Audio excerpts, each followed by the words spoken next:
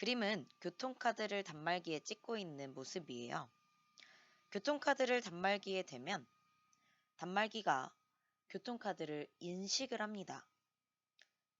이 인식하는 것은 어떤 원리일까요? 전자기 유도라는 현상인데요.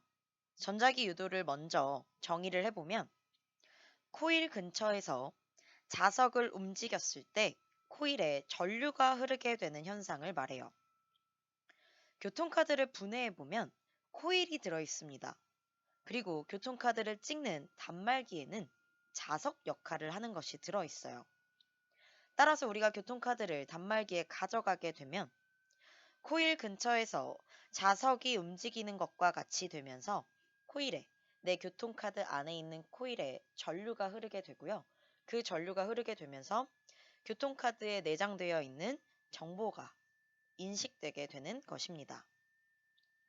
오늘 우리는 이 전자기 유도에 대해서 공부를 할 텐데요. 먼저 전자기 유도라는 현상을 알아내기까지 과정을 먼저 보도록 할게요.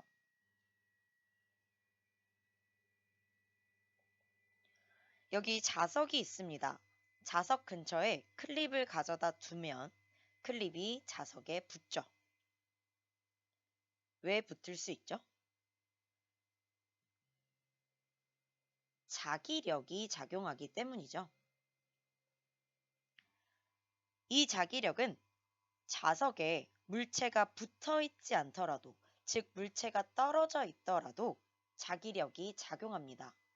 클립이 떨어져 있어도 붙는 걸 보면 확인할 수 있죠. 이렇게 자기력은 붙어 있지 않아도 작용할 수 있는데요. 이 자기력이 작용하고 있는 공간을 자기장이라고 합니다. 1800년 초반까지만 해도 자기장은 자석에 의해서만 생길 것이다 라고 생각을 했어요.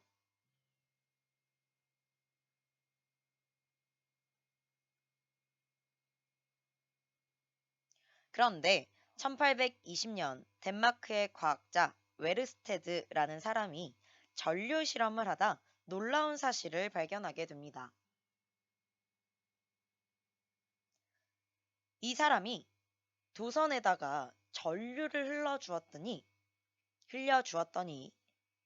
나침반 자침이 변하는 거예요.